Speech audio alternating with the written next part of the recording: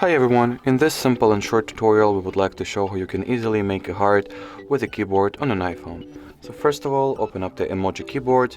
In here, open the following emojis category that stands for symbols, and at the symbols you'll be able to find the heart, and you can type it in by simply, well, tapping on it. Next, if you want to make the heart using only characters, you can simply open up the symbols in here, the symbol characters, type in the less sign and follow it with a digit 3, just like so. Alrighty, so that was it for this video. Thank you so much for watching, and bye bye.